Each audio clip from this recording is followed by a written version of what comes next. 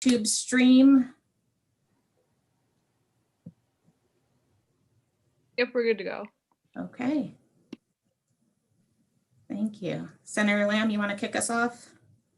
Yeah, sure. So welcome everyone to our second work group meeting of the Howard County Delegation in the 2021 session. So myself as the Senate Chair and Delegate Feldmark as the House Chair, ready and have a full agenda to deal with on the plate for today. So we're fortunate and honored really to actually have our U.S. Senator, Senator Van Hollen, join us virtually as part of this delegation hearing or delegation work group. And so we wanted to offer a few minutes for him to be able to convey his thoughts and anything else that he would like to bring on behalf of the federal delegation to the Howard County delegation as well. So we can turn it over to Senator Van Hollen. Welcome. Well, thank you.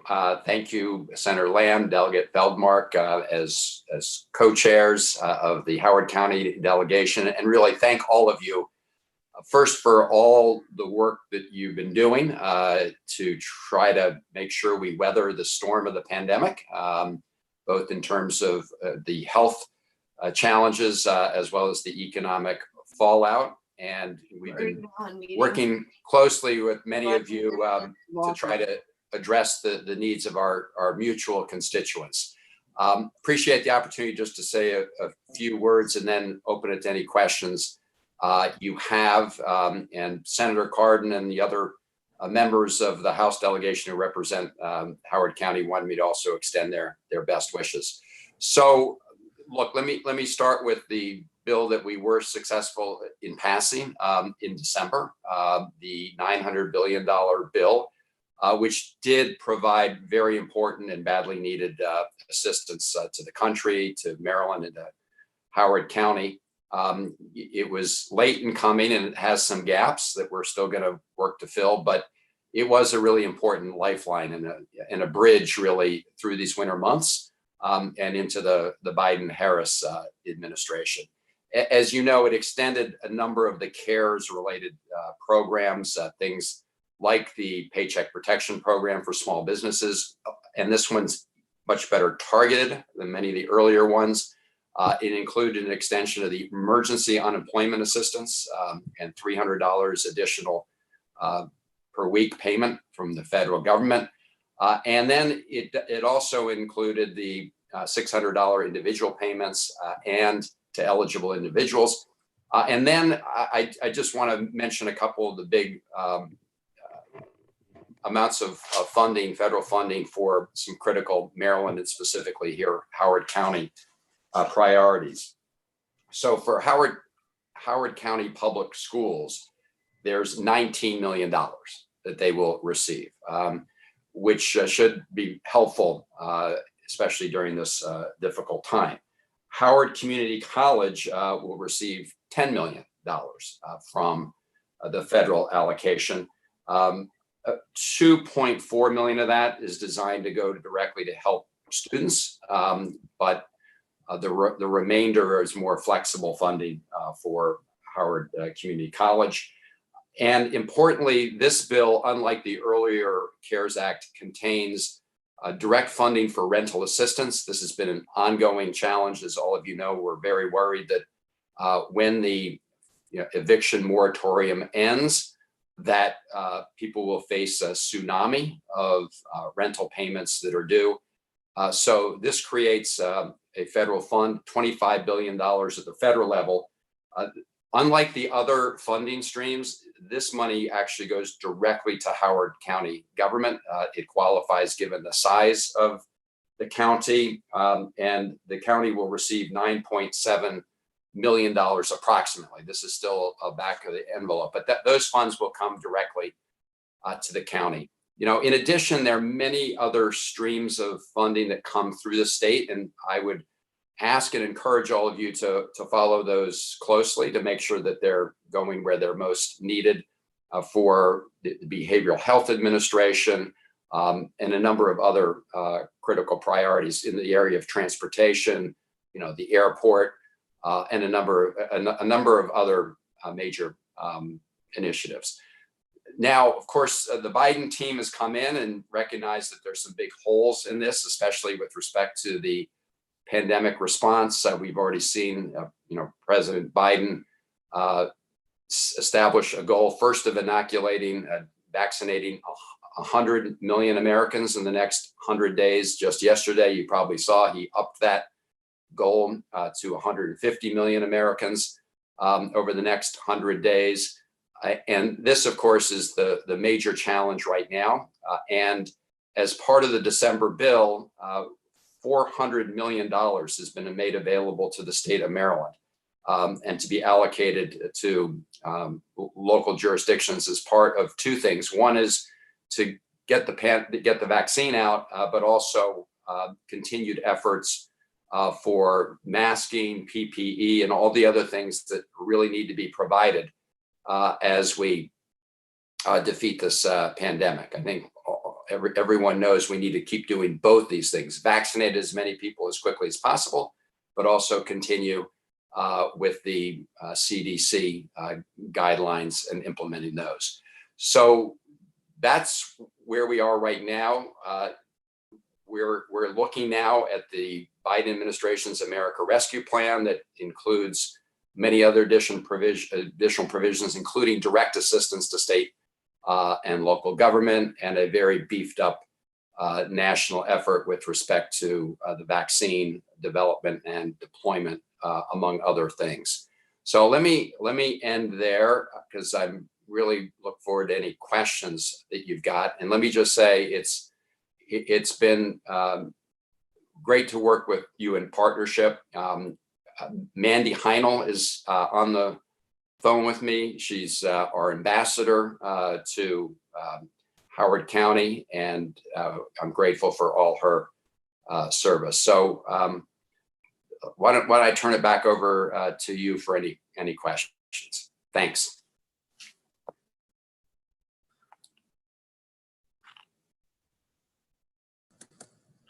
Thank you, Senator Van Hollen. Any questions from the delegation?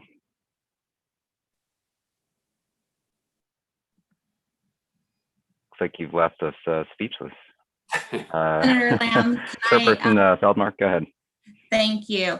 So this is not a question, but you mentioned Mandy, and I just want to thank you thank Mandy for all of her assistance, and really thank you for your entire team. I know they've been a tremendous resource to our staff members, especially over this past year as we have struggled to assist folks who are struggling with the State Department of Labor on unemployment benefits. And I know your team has been a tremendous resource for our offices, and also done a lot of direct support to our shared constituents. So just want to thank you and recognize their effort and your leadership in that.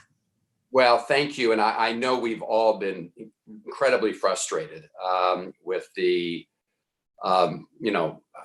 really slow implementation of so many of the UI payments. This has been an issue from the beginning, and unfortunately, I think the Maryland Department of Labor and the folks that are administering, the UI benefit have been under-resourced and understaffed, and it is by far the largest area of constituent service that we work on. And we had a flood of cases early on, but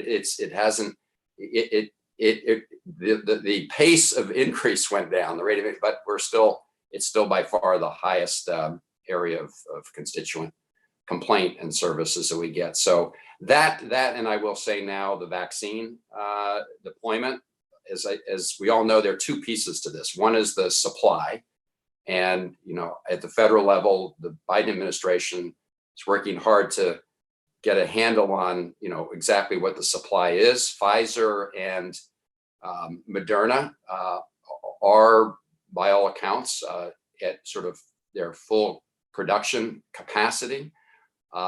There's a possibility, as you probably know, of a new vaccine coming online soon, the Johnson & Johnson vaccine. That would, of course, boost the supply by, we think, about another 100 million doses, and it's a single shot rather than requiring two doses. And it also doesn't have the same, storage requirements, to keep it very, very cold. So we will see, but the volume is only one part of it. The other, of course, is distribution. And, the delegation did have a phone call just 2 days ago with the acting Secretary of Health, where we expressed our concerns with the implementation piece. Because if you look at the CDC rankings, Maryland is, 45th out of 50 states in terms of its deployment. In other words, we're the fifth or sixth worst in the country in terms of the distribution of the vaccine that we do have that's been made available to the state. So I would encourage all of you to, and I know you are, keep a close eye on how that distribution system is working in Howard County in the state of Maryland. And also, really, if you could help us track the federal funds that go to the state, because we want to make sure those are, being spent in ways that most benefit Marylanders.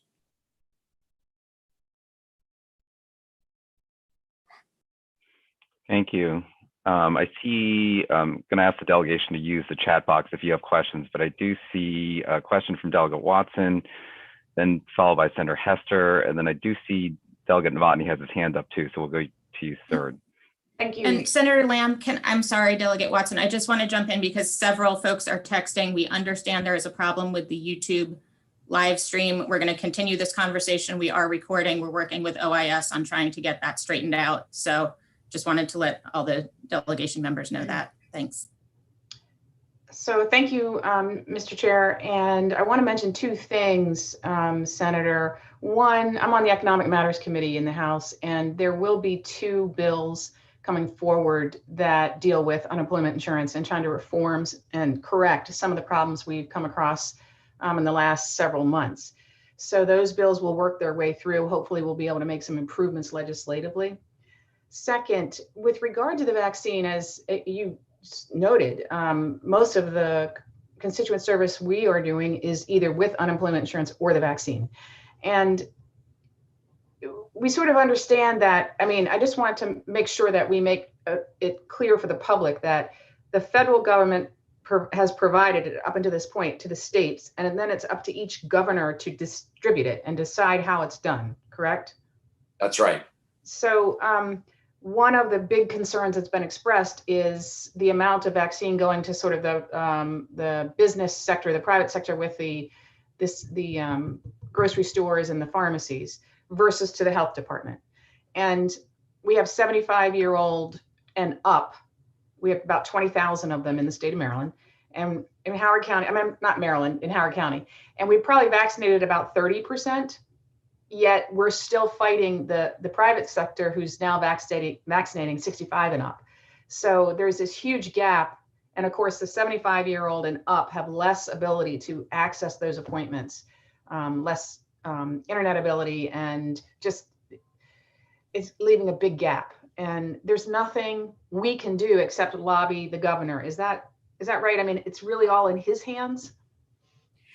Right now, that's exactly right. The outgoing administration took the position that they would essentially provide the supply to the state.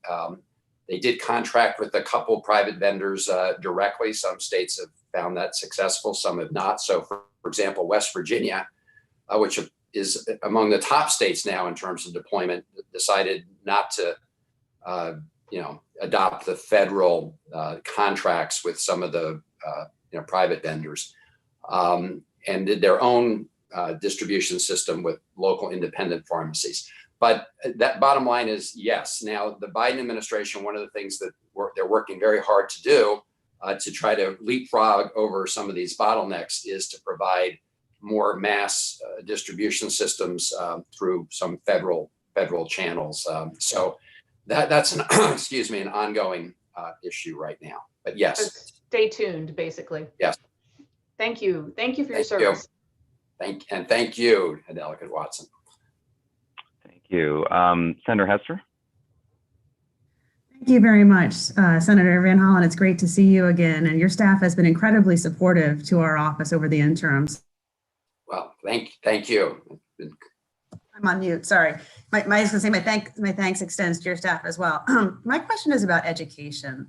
Obviously, we all want our children to be, in school as quickly and as safely as possible. And I'm wondering if there's insights from the Biden's plan to open schools within 100 days, which is different than our governor's plan to request to open in 50 days, that you could shed any light on, like what we expect to see in terms of guidance or support or from the federal level. Thank you so much.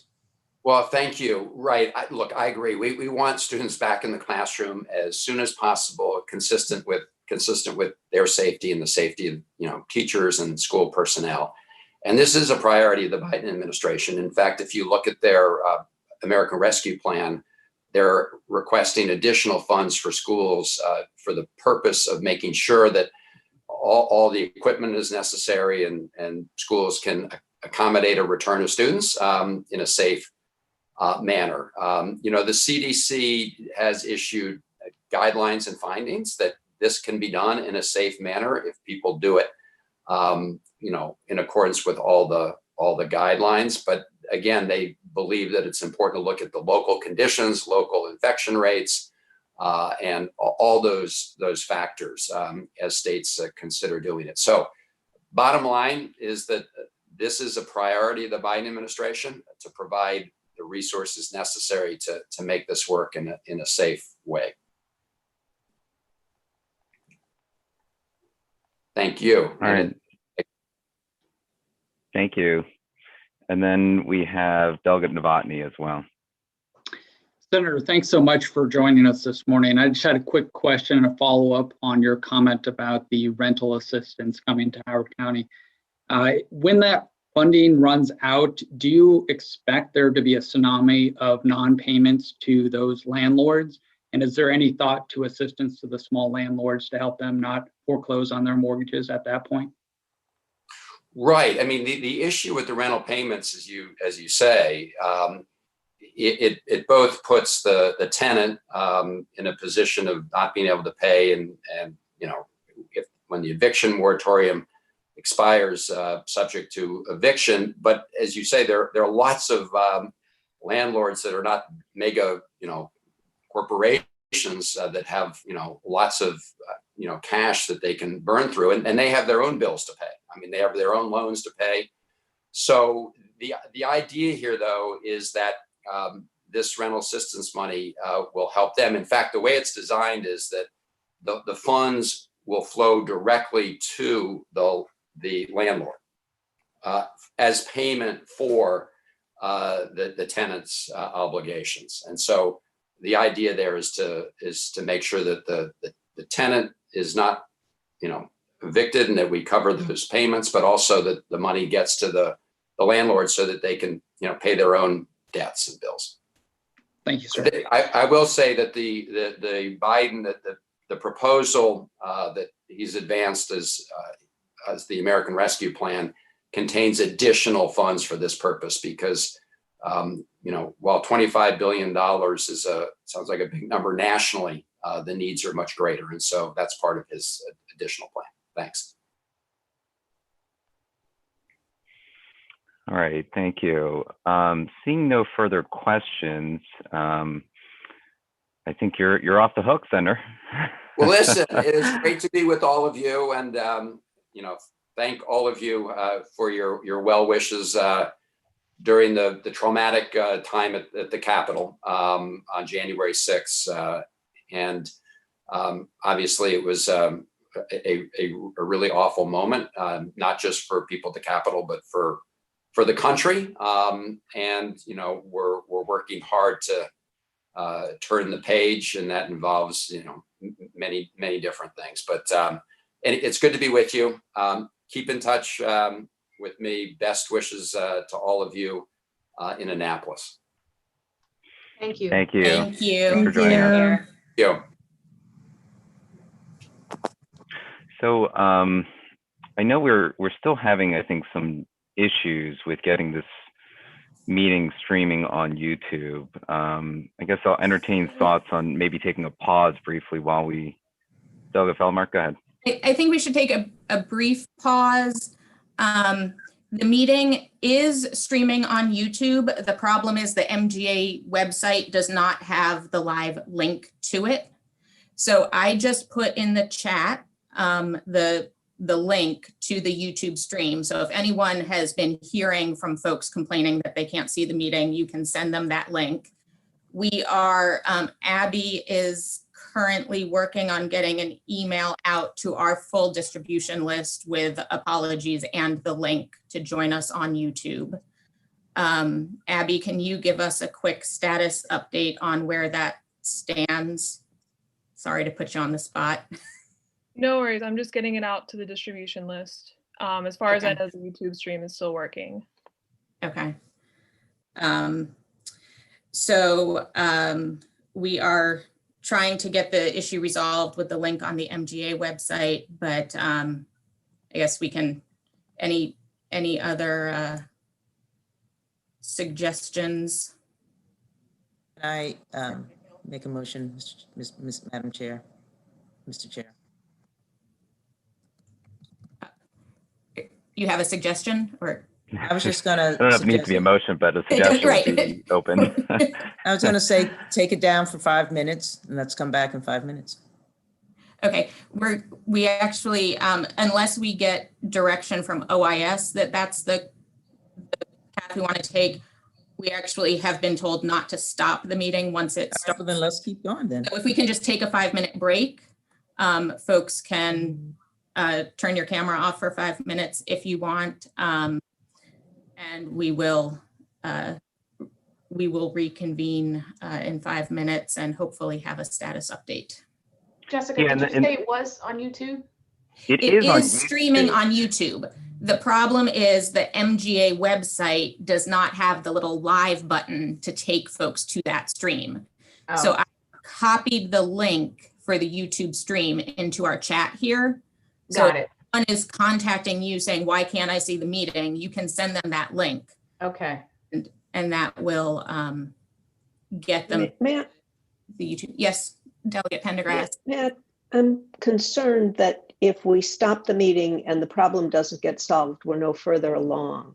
Since it is streaming, since we are sending the link, is it just worth continuing instead of hoping for the best? It's just a question. I can deal with it either way, but. Well, is the YouTube recording? I mean, will it be available is. to watch? We are Yeah. recording as well. So it is something we can post after I the think fact. that makes sense. Because it is 9:25. Okay. That's my thought. Yeah, I mean, it is streaming publicly. And I think Abby is working on trying to get that link out through the distribution list. So if we can, if she can do that, we can keep moving on then, I guess. We've discussed it for almost 5 minutes, so. Great. There you go. All right. A couple people have left, so maybe we need to, oh, good, Delegate Kittleman's back. It looks like Abby has said that the stream is up now, and Okay. Delegate Novotny is out in the waiting room. If Abby, you can let him in. Okay. I got him. Okay, great. And there's a link that's now shared from the General Assembly website that looks like it links back to this YouTube link. So that should be live. Yes, we are. The live is. Good luck, on B. the website now. Okay. I think Delegate Novotny, you're on. You might want to mute yourself. Helping with virtual school, sorry. Oh, no worries. Thank you. Okay, so I think we can, I guess, continue on. We're good with this? All right. Sounds good. So I think you all have the agenda distributed to your offices earlier. And again, just a reminder, if you have questions, please notate that in the chat box and we'll call it in the order that it appeared. we are next moving on to the agenda to housing bills. And we have two bills under this topic area. The first one is Howard County 15-21.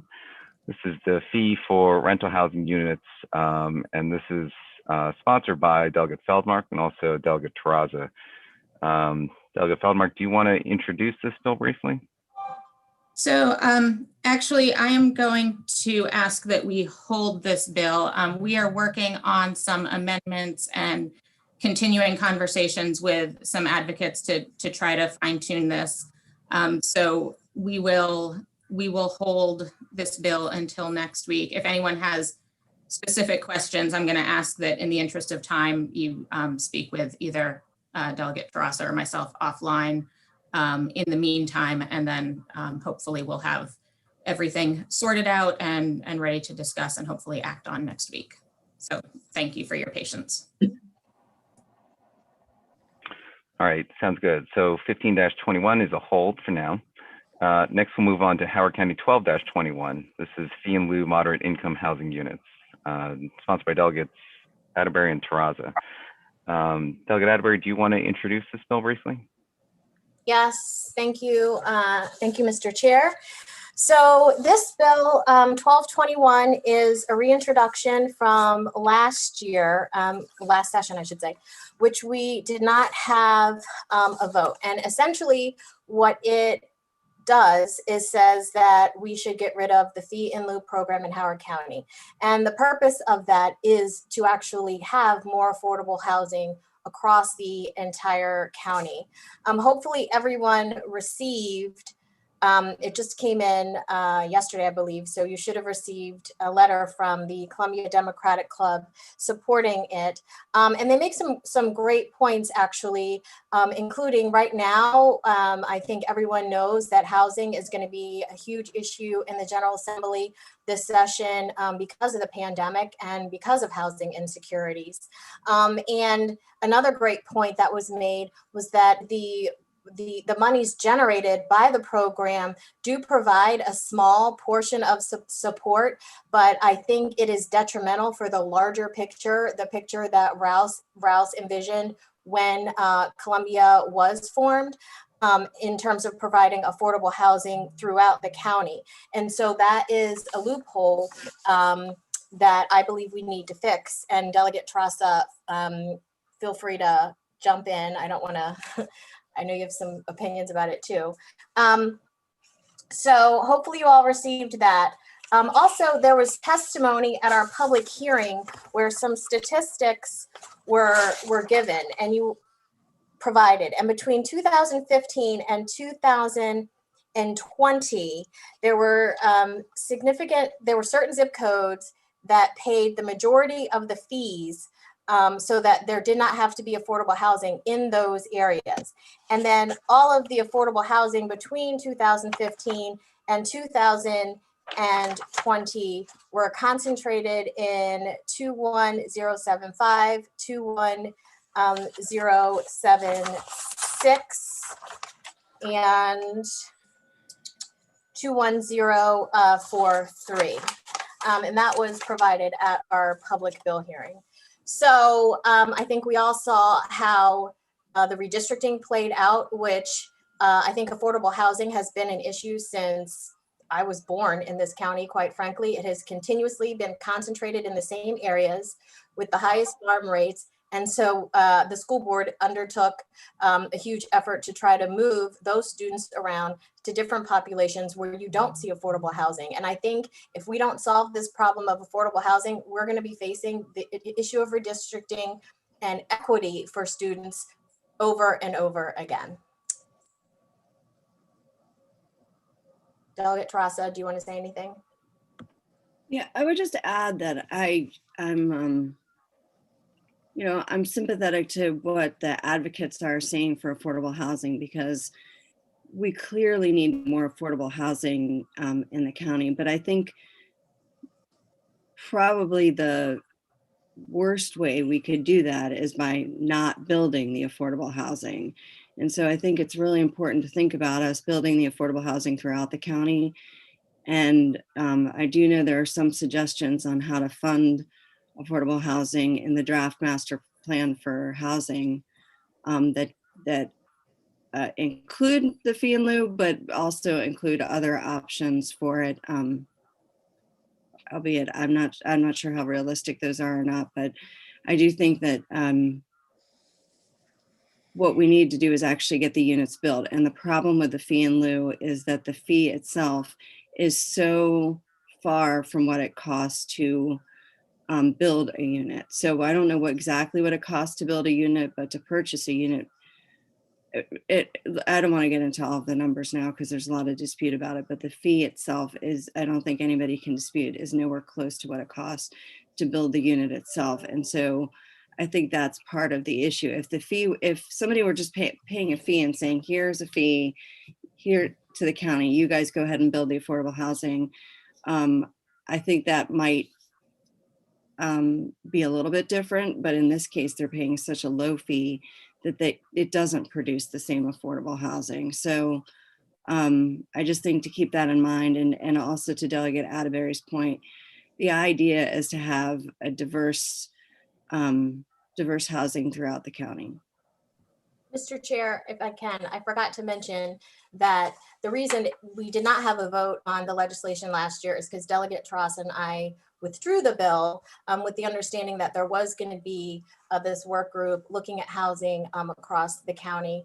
But quite frankly, from what I can see, the draft recommendations say that they're going to take a look at the fee in lieu calibration. We haven't been able to see exactly what that recalibration would be or what any real alternatives would be at this point. And so with that, I move the bill. Second. And okay, so we have a motion, a second, that allows us to open up for debate. I know that there are some folks that have typed in the chat box. I'll give them preference first because I think that's how we wanted to do this, and then some hands raised in blue too. So we will go in this order for now. First, Delegate Kittleman, then Delegate Novotny, followed by I next saw blue hands from Delegate Ebersol and Delegate Pendergrass, and then Delegate Feldmark just typed in the chat box too. But do want to emphasize, if you can, please type in the chat box because that allows us to go by the order in which it appears. Delegate Kittleman first, then followed by Delegate Novotny. Thank you. Actually, I think Delegate Terrassa and kind of answered my question. I don't know if we've heard, we may have, and I can't remember, from developers as to, will there be situations where not being able to have an alternative to building low or moderate income housing prevents them from doing anything? And I always like to have alternatives, and you say you looked at some but haven't come up with anything that you think would be just as effective. But there's no sort of middle ground or compromise that might take care of situations such as that. Again, I don't even know if situations such as that will come up, but have we heard anything from developers and to how it would affect their ability? Clearly taken with a grain of salt, but are you asking us that question? Yeah, or anybody. First of all, I didn't say that. I mean, thank you for the question, Delegate Kittleman. I just to be clear, I didn't say that I hadn't looked into other options and couldn't find any. What I said was that the task force that was looking at affordable housing, or the group in the county, looked into it, and they came up with some options for funding a trust fund. I mean, it could be funded through the general fund. There could be a dedicated fund, and there has been many options discussed over the years while I was council member. Many other options. One of the options that they have discussed is a small increase in the property tax that would both go to education and to affordable housing. But in terms of the option, I mean, the idea is for us to have a diverse housing throughout the county. Do the developers say that they can't do that? I'm sure that they do, and I'm sure that that is part of what they said in that group. But they have been saying that for years, and the point is that if we require them to do so, then they will. And I think the issue is that we need to have diverse housing throughout the county, and that's how you get affordable housing built. Okay, well, thank you. We also have a question from Delegate Novotny, followed by Delegate Ebersol. Thank you, Senator, and I appreciate the delegates putting forth this bill. So my question is, following on what Trent was saying also, if there's a situation in the West per se, where there is limited access to public sewer, public water, public transportation, and a builder puts up 5, 10, 105 different houses, is there any intent or rationale with this bill that those would be an ability to actually create a moderate or low income type of house in a situation like that? Are they just stopped from building at this point, or is there going to be some alternative? Well, this bill doesn't take a look at what would happen in the West. You know, if they couldn't develop in the West, that we're not suggesting another alternative at this point, no. We're suggesting that the county have to figure out how it could be across the county. And if that means coming up with adequate sewage and the like in the West, then that's what that means. If you're building 105 units out in the West, then you can build an affordable affordable units as well. I'm not sure I see why that would be a problem in terms of adequate transportation. I don't remember the other thing you said, Delegate Novotny, but we don't have adequate transportation in the East either. I think any of those of us that represent the East can attest to that. And so if that were our test, then we wouldn't be able to put affordable housing anywhere. I think that is something we should strive for, but we don't have that in the East as well. So copy, I appreciate those answers. The quick follow-up though is, was there a suggestion that possibly the county actually take a fee that is large enough so that they may provide some of this housing, as in build it themselves, or is that just an idea that you're floating right now? I think an idea that's been floated to increase the fee is, so the county has a work group that's been looking at this for a year, and I believe that's something they're looking at. Their draft recommendations say that they are looking at recalibration of the fee. So I'm just assuming that that's what they're looking at. I don't know, because I haven't seen a final report and I don't believe it's available at this time. Thank you both. Okay. Next we have Delegate Ebersol. I also see a blue hand from Delegate Watson. Did you mean to do that, or was that a carryover from before? Carryover, sorry. No problem. All right, so Delegate Ebersol, followed by Delegate Feldmark, and then Pendergrass. Thank you, Mr. Chair. And thank you too for bringing this bill. Obviously, the spirit of this has been lost, and it's important for us to actually create affordable housing, not just pretend like we're going to someday. I do have just a logistic question. In the bill, it doesn't indicate the size of a development. So if a developer builds one house or two, what happens in that case? Does the one house have to be moderate income available, or if they build two, to one of the two? So is there any thought to the setting a size on a development? So thank you, Delegate Ebersol. I think that is a fair question, and one which we would love to work with the county on. I don't think that they want to necessarily. I don't think their interest is in getting rid of the fee in lieu right now, but I think it's an interesting question. It is not as simple as just setting that as a limit. I know that in the past, Delegate Watson might recall some of our early cases, but sometimes when you set a limit like that, developers will separately.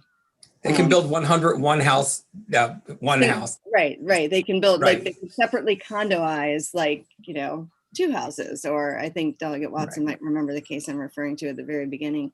But I do think that's a good question, and one which I'd certainly be happy to work with the county on figuring out some an amendment to, and I guess I should talk with Delegate Atterbury about that, but I mean, certainly something to deal with where one person is building a single house rather than a developer building a bunch of houses and separately listing them. I think that makes sense, but the whole idea is that if you're building houses, if you're building a development, we want to make sure that there's houses throughout the county and that we're making sure that this isn't all on the school system to try to figure out how to redistrict all of the schools when we should be diversifying our neighborhoods and diversifying our schools. Yeah, and I love the spirit of the bill. Thank you. And that was just a little nitpick question, just curious, but overall, great job. Okay, thank you. So next we have, I think Delegate Feldmark and then Delegate Pendergrass.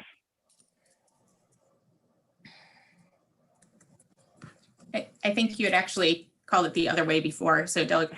Okay, this is. I don't want to jump line. Apologize. This is what happens when we're not all in the chat, right? So, fine. We'll go with Delegate Pendergrass and then Delegate Feldmark.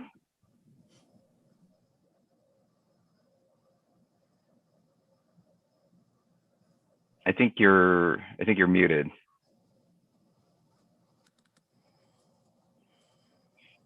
Delegate Pendergrass, go ahead. You may need to unmute yourself. She's trying, she said. Finally, there you go. I got it. Go ahead. Yeah, sorry. Some things I'm better at than others at this point. One of them, by the way, is that if you put up participants, the hands go up in the order they're raised and they stay in that order, I believe. That's how we're doing it in my committee, just FYI. Thank you, Mr. Chairman, very much, and Madam Chairman as well. I'm trying, this issue has been around since I was on the council and before that, of course.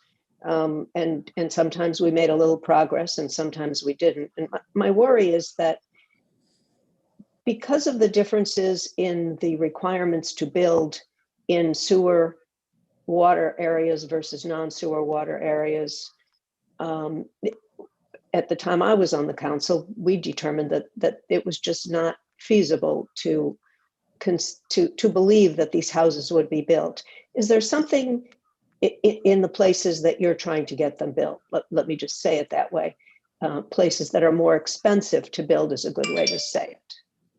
I'm wondering if you have something in the bill. I mean, that I believe is why the fee in lieu of was put in there to begin with, was because for when it isn't feasible, we want at least to be making progress on it, even if it isn't a whole unit or isn't where we want it. At least we want to make sure we don't stop building affordable housing. And that postdates me on the council. I was gone by the time that compromise finally came through. Does this bill in any way coordinate so that we're not saying you have to build while they still can't build? I didn't get the fine detail of that in the bill, but maybe it's there. I'm concerned that if you don't work with the zoning rules and those kinds of things, that this could have the opposite effect that it's intended to have. So thank you for that question. So that is something we also discussed, or it must have been discussed for your term and my term. And it is something we discussed for many years, and many options came up that were looked at. We didn't quite move forward with them, but there were many options that were looked at in terms of building in the western part of the county. First, I would mention that when we build affordable housing in the east, we do subsidize it. So there's certainly that piece of it. But the other thing that I would say about the western part of the county is that we looked at doing, triplexes and duplexes and other things where you could take the land and make units that make sense in certain areas in the western part of the county as well. But if we don't mandate that those things are done and have the rules in place for them to be done, do we then lose the fee in lieu of in the interim while the county is figuring out how to make the other approach work? I think that if I can just jump in, I think that is a very good point. And so I think Delegate Taras and I would be willing, if this makes sense, to sit down and work on an amendment where there's some overlap. If this is what you're getting at, for the fee in lieu to remain while the county figures out the plan of what they're going to do to replace the fee in lieu. So I think actually maybe what I'm getting at is getting the county to be 100% bought in to be able to accomplish the goal before we make the law that does something that they're not yet prepared to do. And I appreciate that. And what I would say is that if this goal is important to us and we decide that this goal is important to us, then this is the way that Delegate Atterbury and I saw to put the pressure on them to do this piece. And what the reality is that they would not just be able to build without the fee in lieu. They would not be able to build without the fee in lieu. So they would need to be able to work that out and work that out quickly. But those ideas exist in other counties. Those ideas exist within the county that have been discussed for many years. And the idea is that there's an urgency to this. I mean, we saw 2 years ago, the urgency of this, and time has gone by and still nothing has happened. And the affordable housing report doesn't recommend a decrease in the fee in lieu. In fact, it recommends an increase, not an increase in the amount that the fee is, but an increase in the areas, or an increased use of the fee in lieu. So I think the pressure needs to be there, in my opinion. I just want to say, I agree. I think that us giving the county time to figure this out was withdrawing the bill and giving them essentially a year to try to figure this out. And I feel like in terms of our issue, this one issue when it comes to housing, I feel we're in the same place. So. Thank you. Okay, next we have Delegate Feldmark. Thank you, Mr. Chair.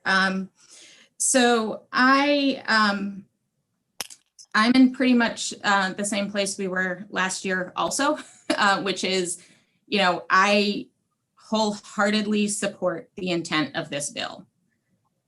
I am concerned about whether it will have the desired impact. And, if I thought this bill would actually create affordable single-family homes in every part of the county, I would be behind it 100%. My concern is I don't think it will have that impact. I think it is more likely to simply slow down or stop completely infill development, which may be something some folks would be very happy to do, but it's not achieving affordable housing outcomes. So, I think Delegate Ebersol's question about, would it apply even to a single unit is an important one, because under existing county regs, it would. The way MIHU obligations are calculated is any portion of a unit has to be provided, because you can't build half a unit, right? So we always round up.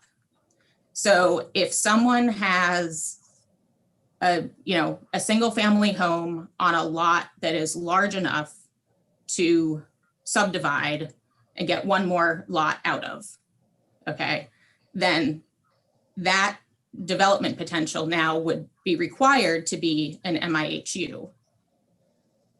The average, and I'm not sure this is exactly right because I had to do a little of my own calculations, and so my weighting may be off, but based on numbers I got from the county about the prices of new home sales, the average cost of a new single-family detached house in Howard County is around $800,000. And the price limit for a 4-bedroom MIHU for sale is $369,311. So we are, and the difference right? If you look at what goes into the cost of building a house, there's, materials and labor. That doesn't change in terms of whether it's a market rate house or an MIHU. There's the actual development costs, right? Engineering, grading, all the permitting fees with the county. Those are the same, whether it's market rate or MIHU. There's the profit margin for everyone involved, right? The home builder, the developer, and maybe we can squeeze them a little bit there, right? And there's the cost of the land. And the cost of the land is a big chunk of the cost of a home. And if we're taking $400,000 off of what that home can sell for, most of that $400,000 is coming off the value of the land. So I'm really concerned about, so I think that the real impact of this would be those homes don't get built, right? So we're not achieving any additional affordable housing. If we carve out exceptions for one lot or up to 5 because they would only owe less than half a unit, and we think that's reasonable, or if we go up to 10 where we get to a single unit, we're still excluding a lot of the single family development that's happening, and we're not getting any affordable units, and we're just leaving, at that point, we're leaving this money on the table, right? We're just saying we don't want to collect this revenue to help support affordable housing. And I don't think that's our decision to make, because, and I don't know why, this bill focuses just on the prohibition on the fee, but these are county decisions about housing policy and what the requirements in the zoning are. So, I think Delegate Terrassa made the comment about how, there's a lot of complexity about how we approach this and what's the right answer. Right. And we want to push the county to pursue that and come up with a better answer. But is our first step taking one tool out of the toolbox, right? To just say you can't have a fee at all. I think it's really,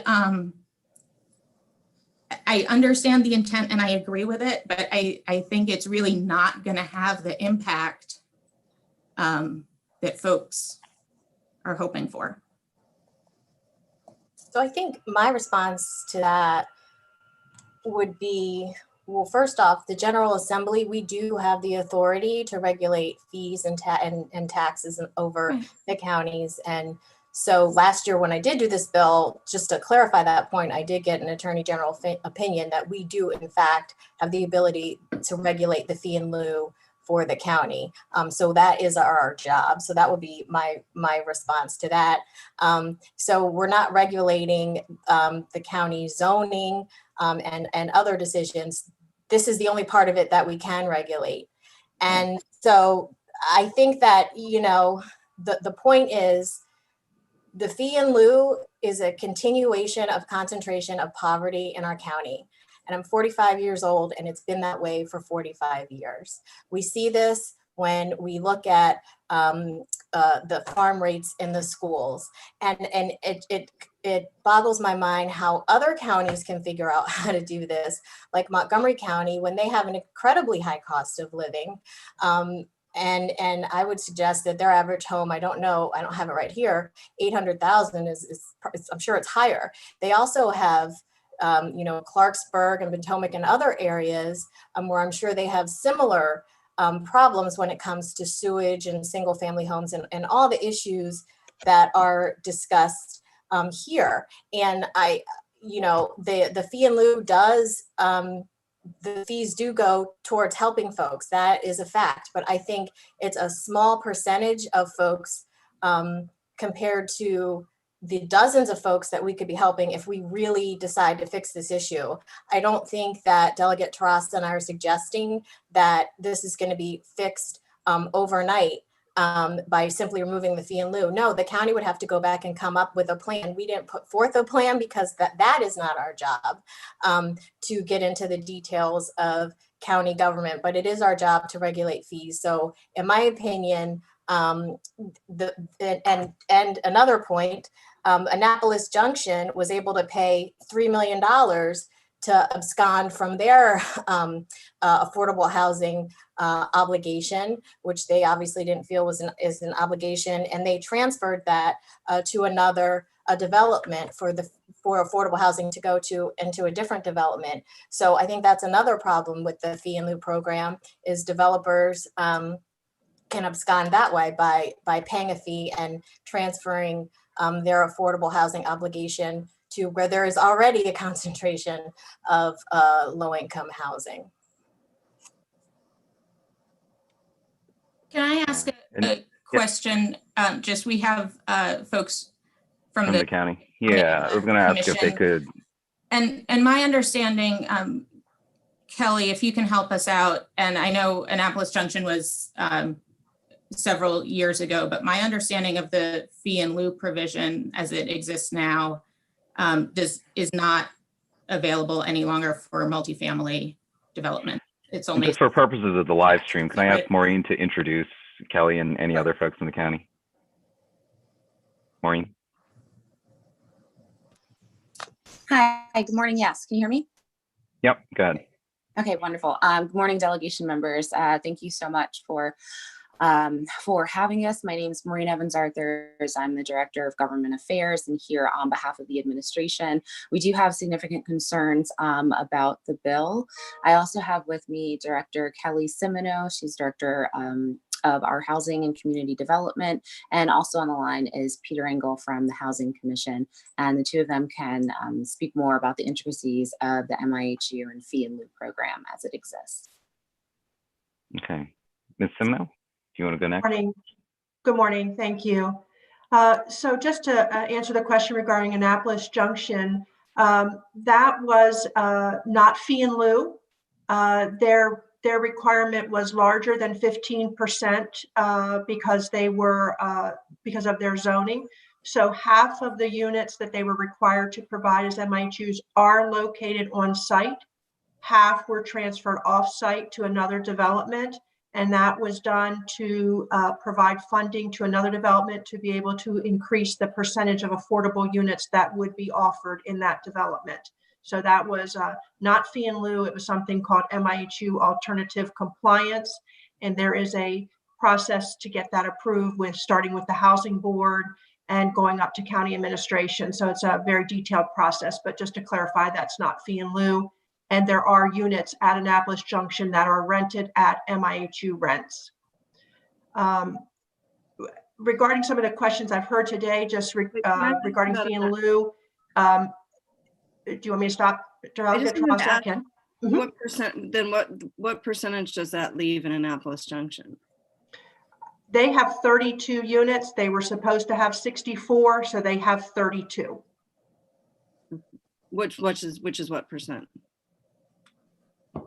I believe it was supposed to be 25 and it took it down to 15. I think they have, let me just do a quick calculation here. They have 416 units.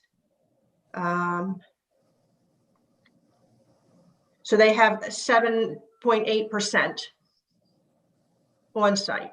Okay, thank you. Regarding Delegate Ebersol, just talking about developments and Delegate Feldmark as well.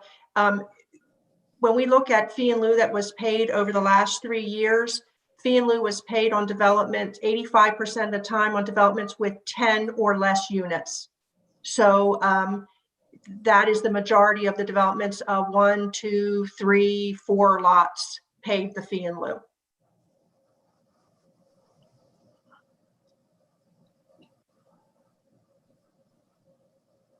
Okay.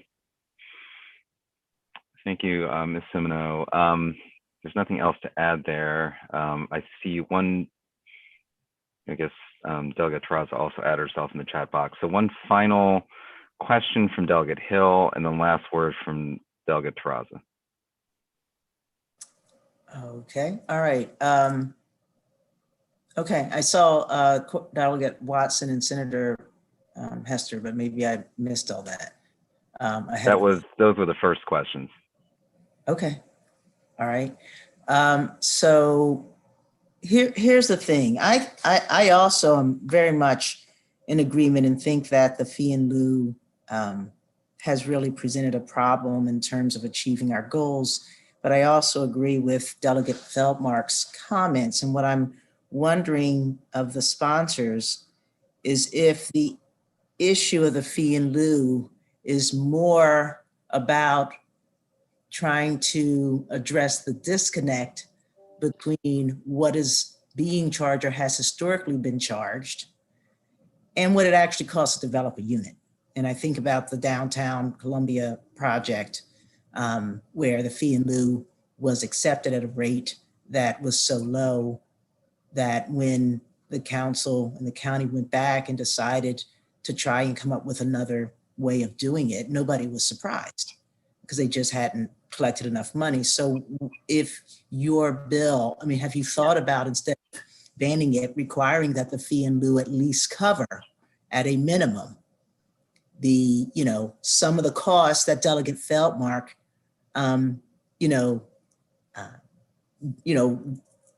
explained go into it, and say that the fee in lieu cannot be less than the cost of, materials and, 80% of the land, or, that might be a way of saying, if you're going to charge a fee in lieu, it really has to significantly cost the cost of the housing. And I think, unfortunately, to Delegate Atterbury's point, we don't get to say that you're not allowed to put it off site. We don't get to, what we could say, the size of the development that it applies to. We could say what a minimum has to be and the costs that have to be covered.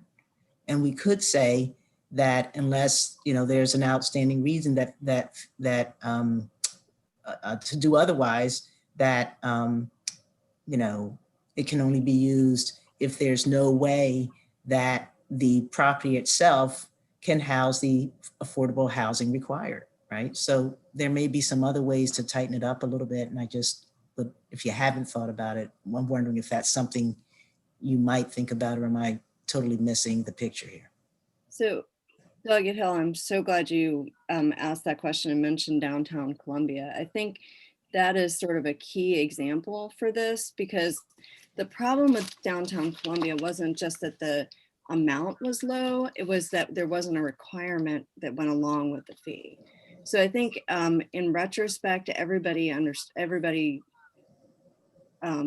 that sort of studied the matter, understood the matter, the affordable housing advocates, the folks that are in that, understood that if there had been a requirement for 15% plus a trust fund, it would have worked. And maybe Peter Engel can tell me if I'm completely wrong, but had there been a requirement plus a housing trust fund, it could have been used together in conjunction with each other.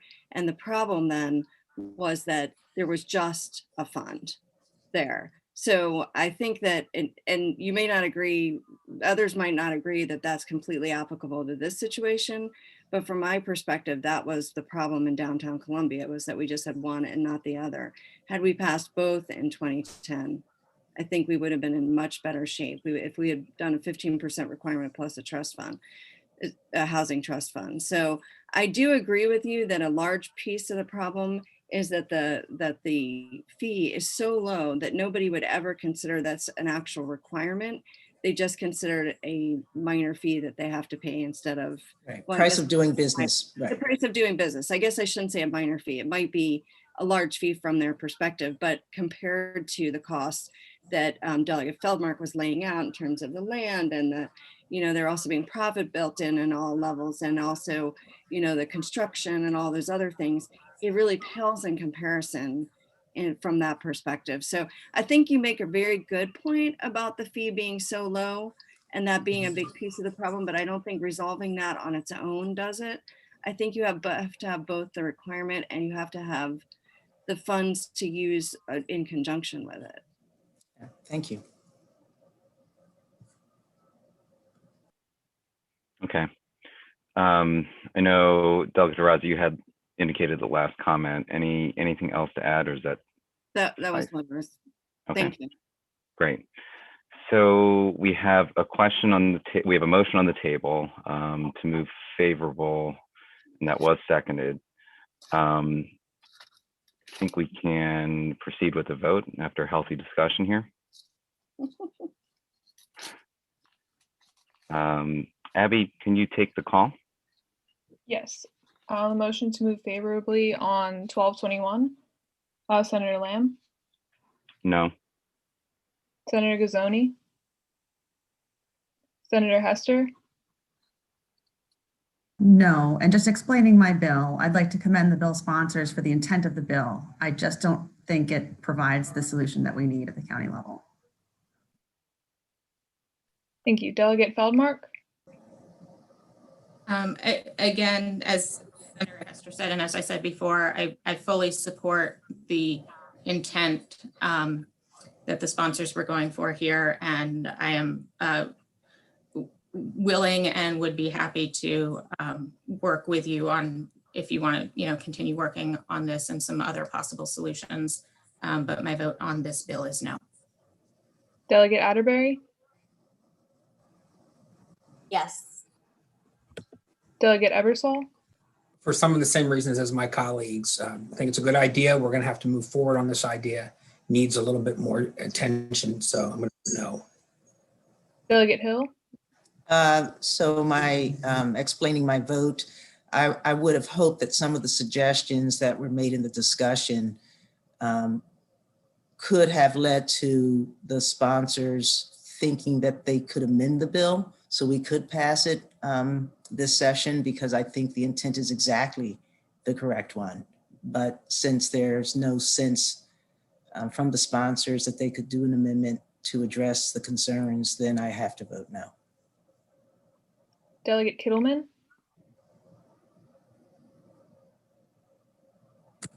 You're muted, Delegate Kittleman. Sorry about that. I don't generally remember. I will vote no and explain my vote in a slightly different way. I just think there are times when we tend to believe that government can do anything and solve any problem just by finding the right mechanism. And I just think that if you're trying to create low-cost housing, that it's not something that can be done because there are inherent costs that are involved in everything. And it's a matter of trying to move the costs from one place to another. Anyway, I vote no. Delegate Novotny, No. Delegate Pendergrass, Delegate Pendergrass, I believe she may no longer be with us. I know she had some other obligations she was trying to juggle at the same time. Delegate Terrasa, Yes. and Delegate Watson. I think we've had a really good discussion about this, and I do support the intent, like many of my colleagues. I think that in particular, Delegate Feldmark and Delegate Pendergrass made some valid points. I would like to see more county involvement in collaboration with what the delegates of the sponsors of the bill are working on here. And I'd also like to see the results of the task force.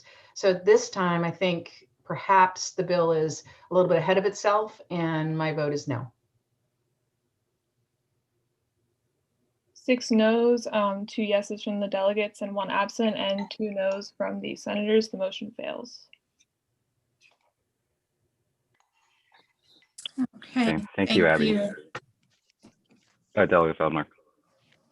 Okay, thank you. So moving on in our agenda, we're going to take up some education bills.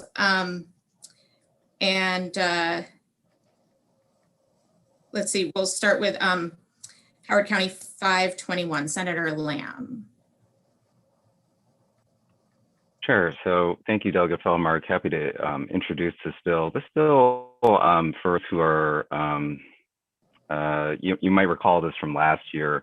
This is the same bill as HOCO 1-20, which did pass the delegation, but was also a casualty of the early adjournment of the 2020 legislative session. Just in brief, this bill does not, I want to be very clear from the outset, this bill does not require any redistricting to actually occur. This is really a reporting bill. It's a reporting bill based on the school system's own policy on redistricting, on the redetermination of geographical boundaries. That policy is, there is the school system's policy 6010. Within their own policy, 6010 states that the school system will relook at the geographic boundaries when schools are outside of the bounds of 90 to 110% of their ideal capacity. So you have ideal attendance at 100%, and their current policy 6010 says that once it's outside of 90 to 110%, so there's a 10% buffer on both sides, that they would look at redetermination. What this bill does is that it says that even beyond that initial 10% cushion, there's another 10% cushion, at which point the county school system still has the ability to have flexibility there. But once it's between 10 and 20% out of the bounds identified by policy 6010, that there would be a report that comes back to the delegation on how to address capacity issues. It's not prescriptive in how that report needs to be. That report can simply be saying that they are, looking at this, that they are, hope to deal with this next year. It also can have, and it provides them an opportunity to be more prescriptive in saying that because these geographic boundaries are a complex interplay between where unit being located, where new housing might be going up, as well as budget constraints to be able to afford or create new schools, that there may be recommendations coming back to us and also to county government so that we can also all help support the growing needs of our school system. So between 10 and 20% outside of the bounds already established by policy 6010, they just need to report back to the delegation. If it's over 20% outside of the bounds of policy 6010, and that's now at 130% at the top end and 70% on the bottom end, meaning if they're over 130% capacity, then they will need to engage in their own policy 6010 and then report back to us once they've completed that assessment on their plan to address any capacity issues. It does not require redistricting. It really just requires reporting and notification back to the delegation. And so, again, the boundaries are between 100 and 110%. They have a cushion between 110% and 120%. They still have another cushion in this bill. And then from 120% to 130%, they just need to report back to us what their plan is. And then above 130%, they do need to engage in their own policy 6010, which they can change at any point in time. They can make modifications to their own 6010. It's not prescriptive as to what needs to be in that policy. But above 130% capacity, they do need to go through that process and then report back to us. So that's what the bill does. I guess for interest of disclosure to the delegation, I'm going to hold this bill and the next bill, but I would like to, because we do have new members, at least have a discussion to be able to address any questions and any thoughts. And if there's need for amendments, I'm certainly open to that on both these bills. So, and I also noticed that we do have some folks from the Board of Ed also with us too. Back to you, Helga Feldmark. Thank you. What I would like to do, and I apologize for shifting order here, but I know Delegate Atterbury actually has to leave at around 10:30, I believe. So I'd like to actually hold on coming back to your bills, Senator Lamb, and go ahead and move next to Howard County 1021, so that Delegate Atterbury has a chance to discuss that. And I know that she has some guests here to answer questions as well. That's fine. Thank you. Thank you. Delegate Atterbury, go ahead. Thank you. Thank you, Chair Feldmark, and thank you, Chair Lamb, for your indulgence. So Howard County 1021 would essentially remove student resource officers from the schools and require the Howard County Public Schools and would require Howard County Public Schools to provide an adequate coverage plan pursuant to the current statute that we passed, the current law that we passed in 2018. And I just want to start out by saying that this issue really became to the forefront of police reform, and to my forefront, really. It had not essentially been on my radar during police reform because I had gotten so much feedback for the Police and Accountability Work Group to actually address SROs. And that's actually how I met one of our guests who are here to ask questions, Monisha from the Public Justice Center. And that was not our charge, and so we didn't look at it. It is such a huge issue that in the House there are two bills that are being heard. One is to remove them completely, and the other bill is to adjust or repurpose resources from the 2018 legislation that we passed and take that $10 million and to put it into more appropriate resources like restorative justice, mental health, and counselors, as opposed to feeding the school to prison pipeline, which SROs does. This is a local bill. If the outcome of the bill, should the body determine to pass the bill, I guess if it got to Ways and Means and a statewide bill was passed, it wouldn't be necessary. I am right now of the thought that I don't know what to tell other jurisdictions, but I do know what is going on here in Howard County, and I think hopefully you all do as well. So I think that we should address this issue in Howard County. I also want to say that this certainly doesn't mean I believe that all SROs are bad, just as when in dealing with the policing issues, I don't believe all police have ill intent. I always like to say my 91-year-old grandmother is a retired sheriff right outside of Detroit. So I certainly have much respect for the police. But the fact is, right now, all across the country, and Howard County is not immune, that we're at a critical juncture, and police reform and police's relationship with African Americans in this country and all people of color, and that's just where we are. And right now is the time to deal with it. And I think right now is the time for this delegation to deal with it in our county. The testimony that you heard at our public hearing, and then you also received some additional testimony, and it's specific to Howard County statistics, is yesterday from the Columbia Democratic Club and some other folks. During the 2018 to 2019 school year, 72 students were arrested. Of those, 64% of the school-based arrests were African Americans, even though African Americans only make up 24% of the student populations. Students with IEPs received 21% of the school-based arrests, but make up 9.8% of the school's population. I will tell you that I have had plenty of conversations with officers.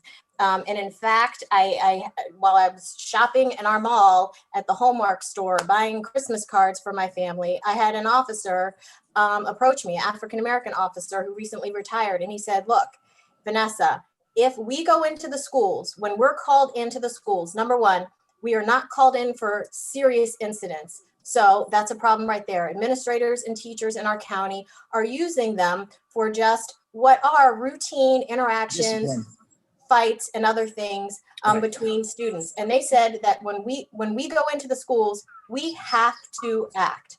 We have to act. We cannot act. So right there, you're seeing a contradiction in our county between the police officers' interaction. And in fact, what we're trying to do in the General Assembly, we passed the Justice Reinvestment Act, where we're decriminalizing marijuana, where we recognize that Maryland has the highest percent over Mississippi of incarceration of African-American folks in this entire country. we have right here in Maryland, and it's a serious problem. I'll also let you know the public defender in Howard County, the Office of the Public Defender submitted testimony and testified and made a great point. They said that detectives use the SROs in the schools to investigate non-related school incidents, and in fact are using that information to obtain no-knock warrants. I'll let you know that the police, the House Reform Police and Accountability Work Group is recommending that we get rid of no-knock warrants because we know of their bad effect and disproportionate effect of people of color. So I think, you'll hear, or you may have heard from folks that are proponents of SROs about their, great relationships and mentors with students of color in the schools. So what I would say to that is not their function. Their function and the MOU that is outlined with the county is a policing function. And just as we are taking a larger look at police in the state of Maryland and across the country and addressing police reform, we should also be doing that with students of color in the schools.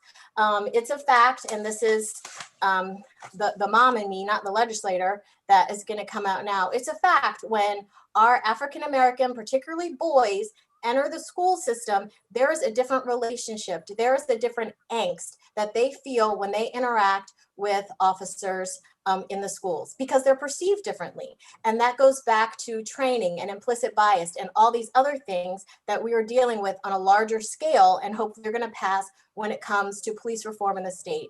And so I don't believe that SROs who are police should be immune from that reform. There was an article in the Baltimore Sun today, which kind of outlines, you probably haven't seen it yet, or you might have, which outlines what the school board has been doing in terms of SROs. And it's nothing. So back in September, the school board took a vote and they were deadlocked. There was a motion to get rid of SROs. And they were deadlocked. The school board and the county superintendent and the county executive made an announcement. They were going to have town halls and meetings and the like, and they did that. And then on the 21st, they had another meeting and ta-da, they are deadlocked again and kind of kick the can down the road to see what the state is going to do. So I'm suggesting that we have to do something and that we have to act. Board member Mosley is quoted in the paper as saying there's been lots of time for planning. I feel like central office has done all the planning and we are kicking the can down the road. The paper also shows where the 12 middle schools are that have the SROs, because they are unfortunately in middle schools as well as high schools. And it's where we have the highest percentage of Black students in the county in those 12 schools. And so I would suggest that we need to remove the SROs from the school. Not all schools have SROs, so the county is certainly capable of coming up with an adequate coverage plan because they have them for the other schools to address any police response or other response that is needed at a school. And I also will say that from time to time, we have heard, and I want to bring this up because I have the biggest proponent of gun sense legislation, but in 2020, in 2018, the Post did an analysis of 200 incidents of gun violence in schools and said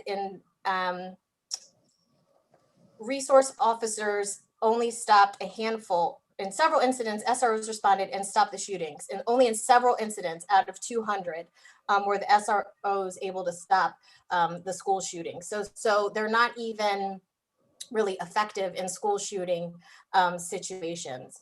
So I will just end by saying, and I appreciate the time to the chairs. I will just end by saying that obviously I'm passionate about this issue. I think my passion is heightened because I am a mother raising 3 children, 2 of whom are boys, and this is a worry. If you are a Black mother, quite frankly, it's a worry. It's a worry for my grandparents who call me and are worried about my oldest grandson, their oldest grandson, who's big for his age, and that he might be misperceived by officers and targeted. So it's a fact of life. And so I think that in Howard County, where we hold ourselves and tout ourselves out as having the best school system in the state, where we are the fastest growing school system in the state, and the majority of those kids are people of color, I think we need to do right by those people of color. And we need to make sure that they have the same experience in the schools as the white students, and to make sure that they feel just as comfortable in the schools and are just as successful in the schools as the white students. And with that, I will close and I will move the bill. Second.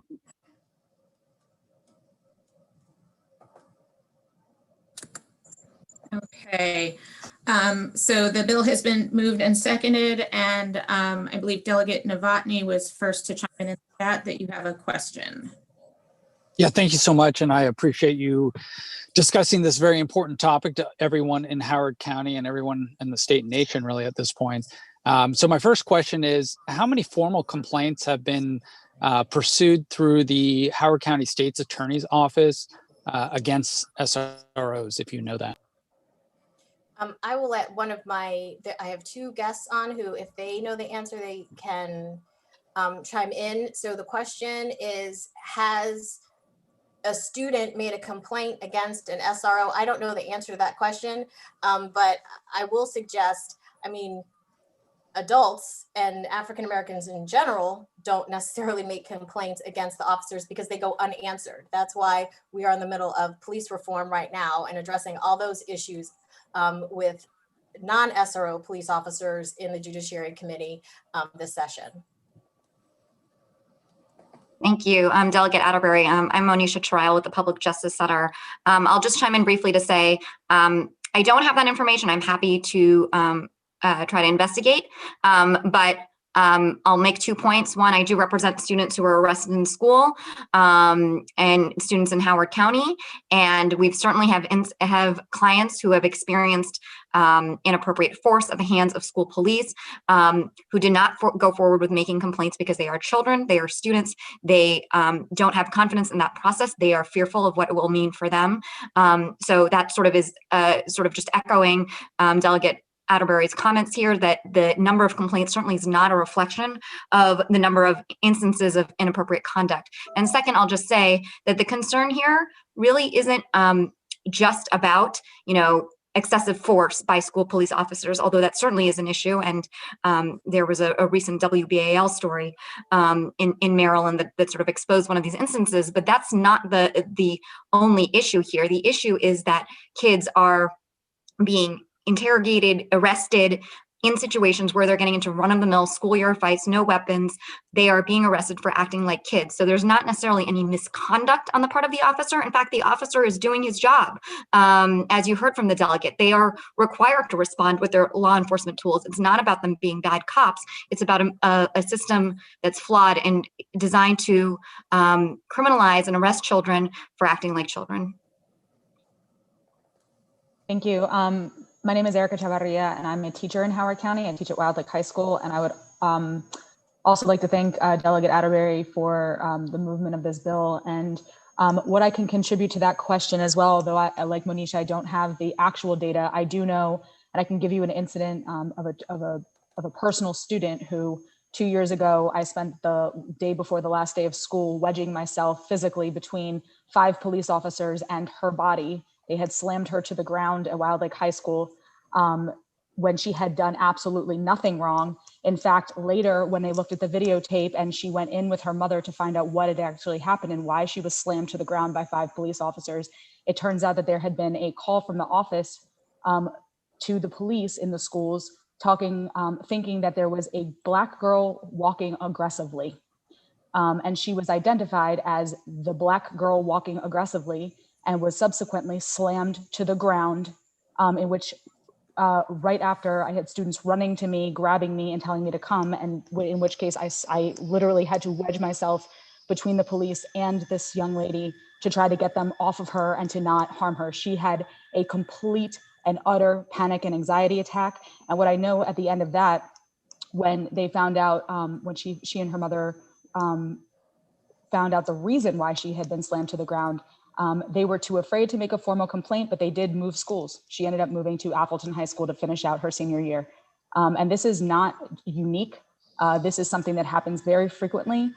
We know that the police officers are there to enforce the law first and foremost. They may be the nicest person on the planet and build the best relationships, but at the end of the day, even in the MOU, it says that the primary role is to enforce the law. And so, complaints is only one aspect. And if Howard County is going to be touting that we are on the forefront of equity, if we know that the policies and practices that we are subscribing to harm even one Black student or one student in general, that in and of itself is not equity. And if we truly believe in equity for our students and in our county, if a policy, if a practice harms even one person, we know that we need to get rid of it. So if we are going to continue upholding policies and practices that are inherently inequitable and in fact have racist history and undertones, then we are not doing what we can do for our students in our county. And so I will leave it at that. Okay, thank you. I see we Can I ask a follow-up question? Because I feel like there are a few questions Delegate. back to me. Hang on, Delegate Reed. Let me just ask you to pause for a second because we do have a representative from the police department. Mike Yetter is here with us and does have the specific stats or at least some stats that speak to the question. So I want to give him a chance to provide those as well. Yeah, good morning, Mr. Chair and delegates and other distinguished guests. My name is Captain Mike Yetter. I am the commander of the Community Services Bureau for the Howard County Police Department. And one of our sections here is the SRO division. It relates to specific complaints filed against SROs. There were 0 in 2018. There were 2 in 2019, both of which were thoroughly investigated and not sustained. And there were 0 in 2020. So in addition to the formal complaint process, excuse me, which is open to all citizens of the county and which are taken very seriously by our department, we also maintain constant liaisons with the school administrators. So our SROs, their supervisors and commanders frequently, weekly and monthly at a minimum, meet with the administrators to address any concerns about the behavior, conduct, or actions of the SROs. That is what I can provide in relation to the actual complaints. And I will be happy to answer any other questions that you have in regards to our actual policies for effecting arrest of students for criminal acts on schools. Okay, thank you. I think Delegate Novotny, I think that answered your question. Moving on, our next question is from Delegate Ebersol. Thank you, Madam Chair. So Delegate Novotny's question is an interesting one, but as Delegate Atterbury points out, talking about complaints might not be real data. Is there any data on how many paper and custodial arrests there are inside a school each year, and how many of those are actually by SROs and other officers? And also, is there a disparity between various schools and with differing populations? Because I think that would paint the clearest picture of what's going on here if there is something going on, and could very well support Delegate Atterbury's concerns. I see Erica shaking your head. Do you want to address that? Or? I was actually hoping Monisha would respond to this. I know that she is well versed in the data. I mean, I can give you generalities, but I know that Monisha is definitely able to answer this question. Monisha, can you? Hi. Yep. So on the question of which schools have officers and have arrests, there are officers in all the high schools, the middle schools, where there are on-site school police officers do tend to be the ones with the higher than average representation by Black students in the county. We do see arrests in terms of the schools. We've seen arrests essentially at all the high schools. They are, primarily at the high schools, but there have been arrests in middle and elementary schools. I can't tell you the exact number because that data is redacted from Maryland's 2018-19 report on school-based arrests, but we do see arrests at all levels, at all school levels in Howard County, as well as across the state. And we do see race-based and disability-based disproportionality in those arrests across schools. As you heard from Delegate Atterbury, 64% of arrests involve Black students, even though they're only about 24% of the student population. Similar disproportionality for students with disabilities. With respect to the question of paper arrests versus physical arrests, the majority of the arrests are paper arrests, where there isn't actually a situation where the student is handcuffed, necessarily in the school. They may simply, receive the referral to DJS for prospective charges.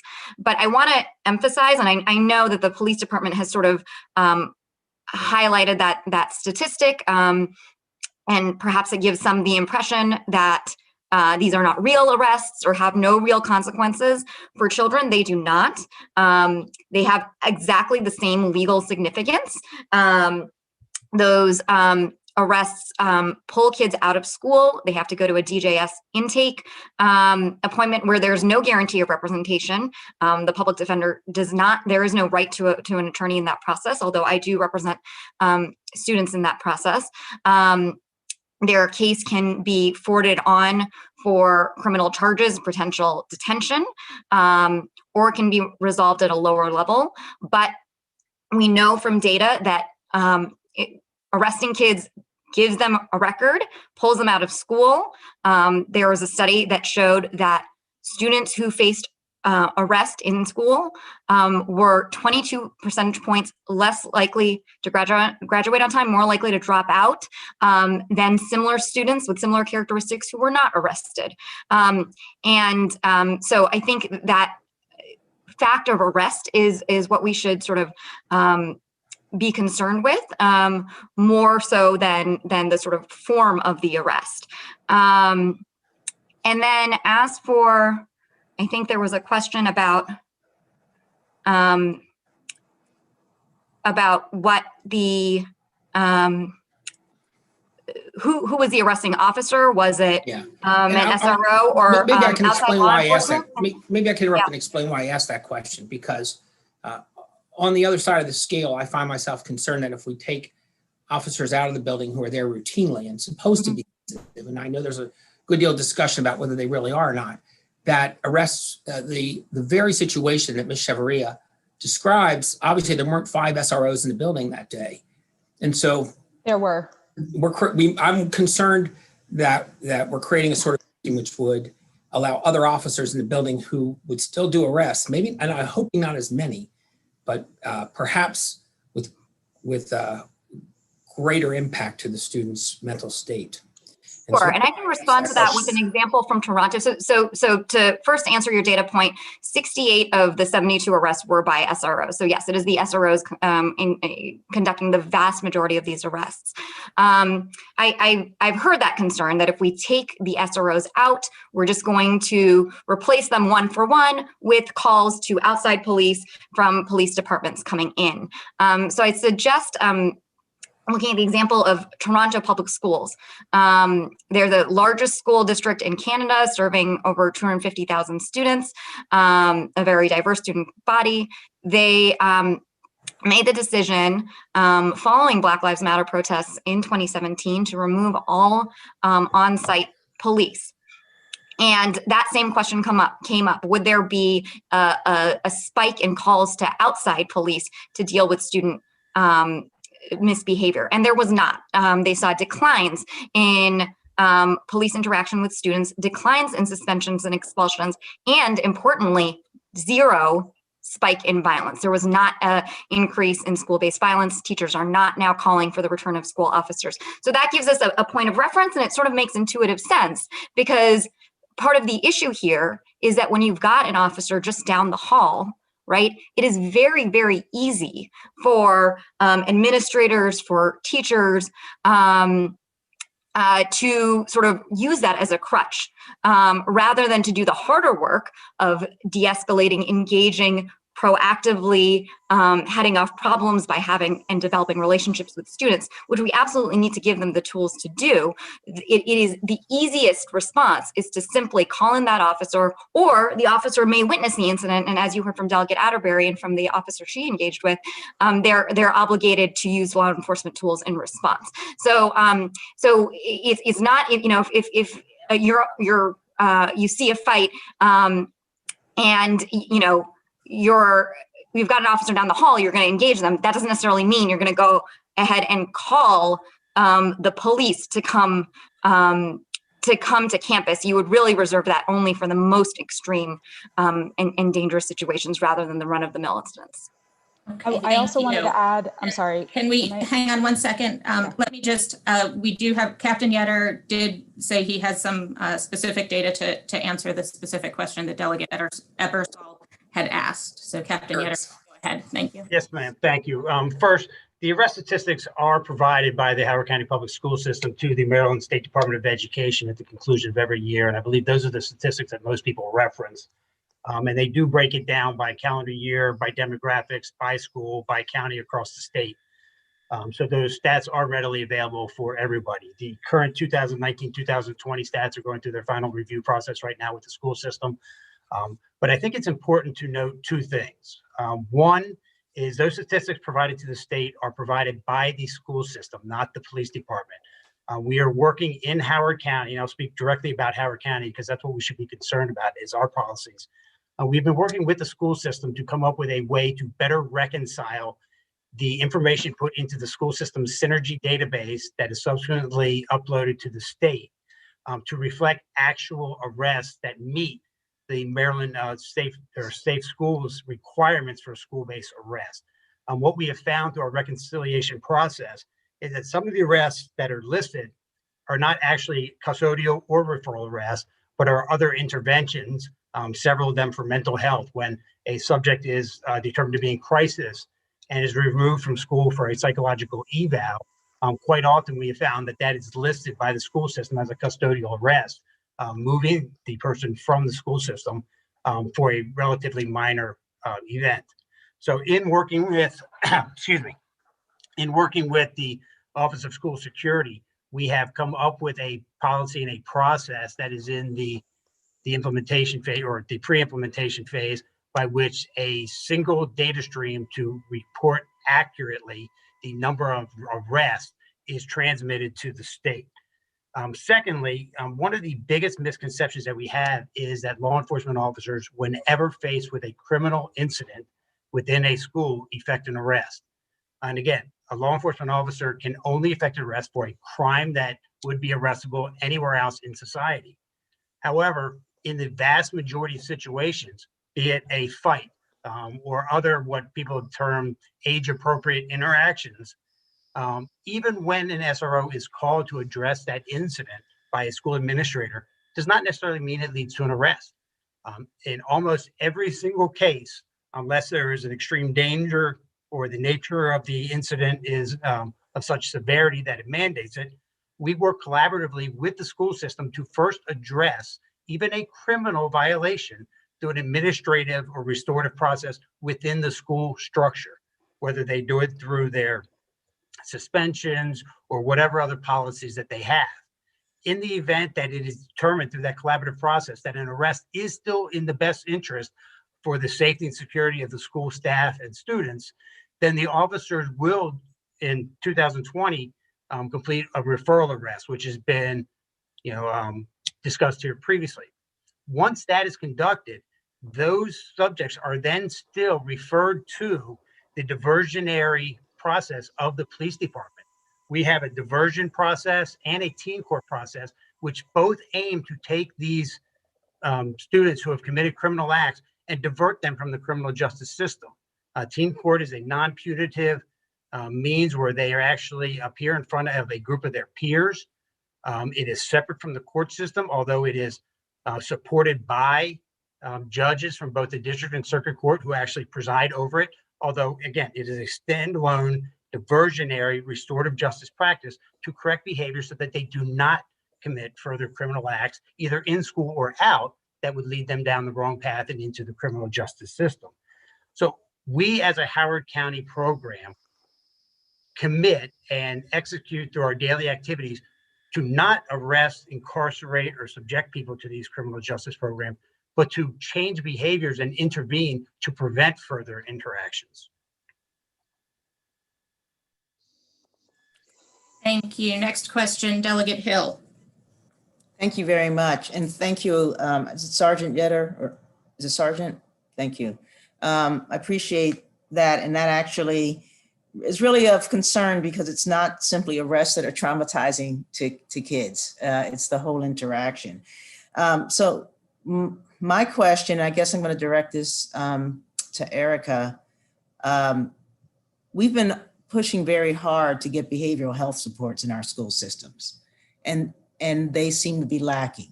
And I want to know from your perspective, is that part of the problem here, that we need more behavioral health supports and less law enforcement support?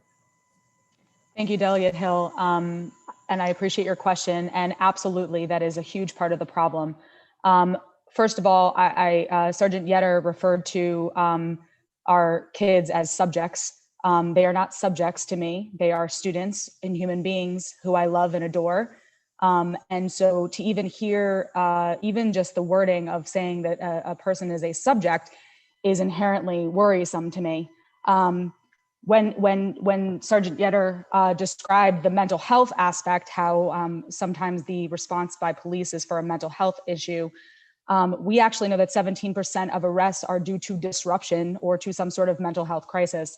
I don't know about you, but for me and my students, when I see a student going through a mental health crisis, which happens quite frequently because we have many students that are under extreme stresses, and this shows in the data when we talk about students, the high percentage of students being arrested for who have IEPs, who the behavior is actually indicated in the IEP. They're being arrested for behaviors that are actually part of their IEP plan. We know that I as a teacher and I as a mother and I as a person, and if you think about this for your own children, would much rather have a trained mental health worker responding to a mental health incident as opposed to a police officer who is armed, who is not trained in mental health, and who has the power to enforce the law. We know that statistically nationwide, and this is also true for Howard County, specifically nationwide though, we know that there are more police in schools than there are counselors. We already have a lack of counselors, a lack of mental health supports, a lack of psychologists in our school system in Howard County. Part of the shift into a restorative culture, doing that shift would be to invest more money, take the money that is currently being invested into police officers who have arresting power and who inherently are traumatizing our students, even by just their mere presence in a building, regardless of an interaction. We need more counselors. We need more mental health workers. And that is absolutely the case. I know that our counselors right now are completely overwhelmed with all of the duties that they are assigned. So many of them are dealing with scheduling and college applications and all these other things, and they don't even have the time to commit themselves to actually being counselors. I know that we have, the caseloads are, I don't know the exact statistics, but I know we can get that easily, that the statistics in terms of ratios are way off in terms of what the ratio should be for a psychologist or mental health worker to student. I have students that have been waiting to see a counselor or a psychologist for weeks on end when they are going through issues. And when they do finally have a breakdown, when a police officer is the one responding to that crisis, and then they can be arrested for what they have done, for their behavior, that is frightening and terrifying, and it is happening. And so I feel like there's also this, when Sergeant Yetter is talking about, the data around, this type of arrest or that, clearly we have a problem. The data that we have does not lie. We know that there is true inequity happening. We know that there is racism within our criminal justice system, within the law enforcement community, and it is manifesting in Howard County public schools. This is a local problem. The data is there, and the data doesn't lie. So to try to say that Howard County is doing this and Howard County is doing that, we wouldn't see the data that we do if that were the case. And it's not about more training. It's not about more this or more that. It is about the fact that having police in our schools is damaging to the learning process, particularly for our Black and brown students. That mental health toll is extreme. Our children are being arrested and having criminal records that affect the rest of their lives, and that is absolutely true. So yes, I say all that to say, absolutely, one of the things that we need to really focus on. Ms. Chavarria, I'm sorry, can I ask you to wrap it up? Thank you. Next question, Senator Hester. Thank you very much, Madam Chair. Just because mental health support in school education is one of the things I've worked very, very hard on for the last 2 years, I want to remind everybody listening that within the Blueprint for Maryland's future, there is a 10-page amendment that has to do with coordinated community supports partnerships, and that provides $325 million over 5 years to support mental health for students in our schools. So now onto my question. First of all, I'm 100% supportive of efforts to bring transparency and accountability to policing in the state. It is something that is very long overdue. I do know that, first of all, the state legislature purposefully allowed for adequate coverage plans when passing the Safe to Learn Act so that there could be flexibility across the state. And so my question is for the Board of Education. I understand that they're in the middle of a process, and I'd just like to know where we are in that process. And I understand there are folks from the Board of Education available to answer that question. Thank you.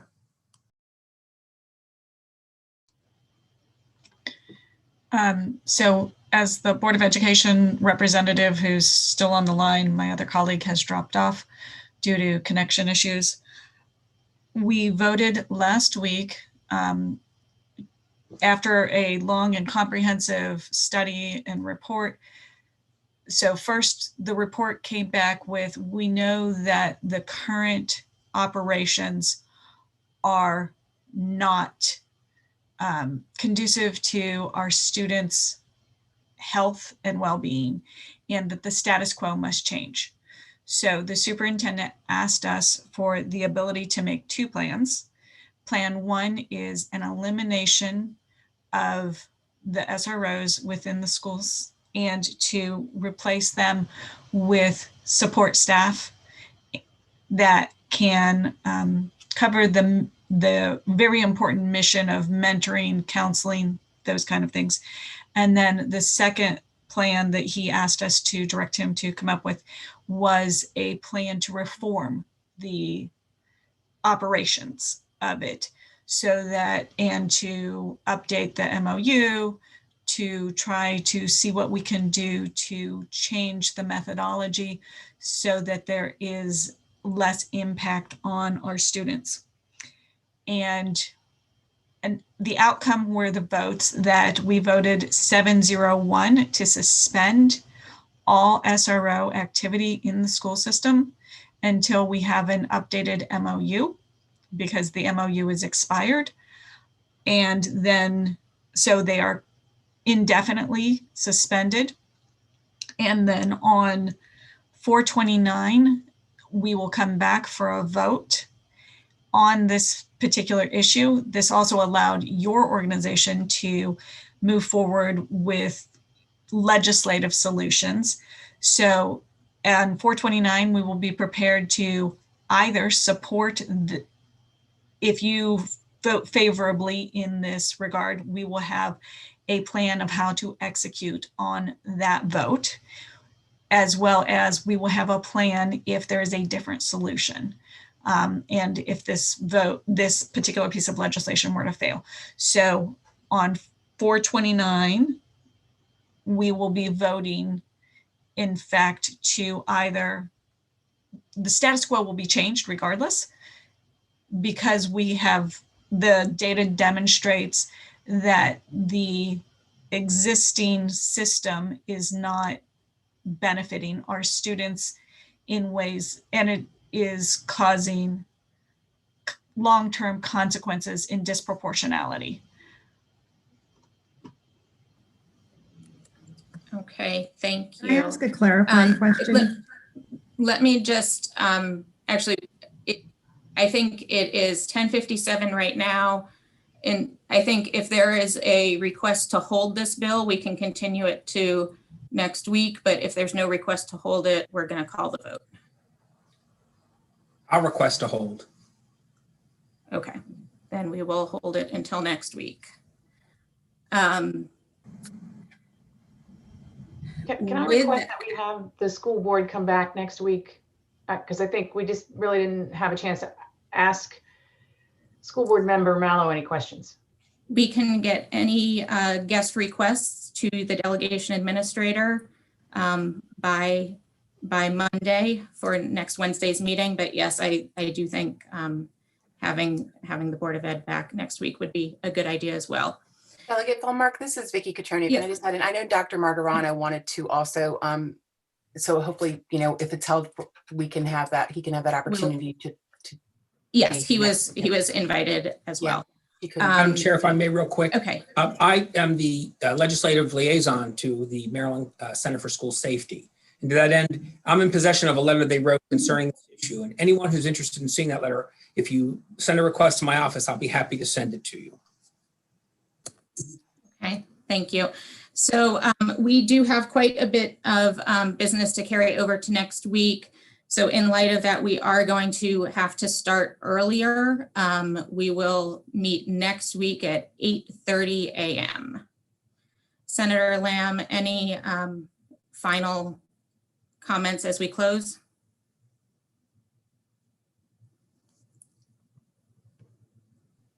No. Okay, thank you. Well, then we are adjourned until next week. We will see you all at 8:30 next Wednesday. Thank you.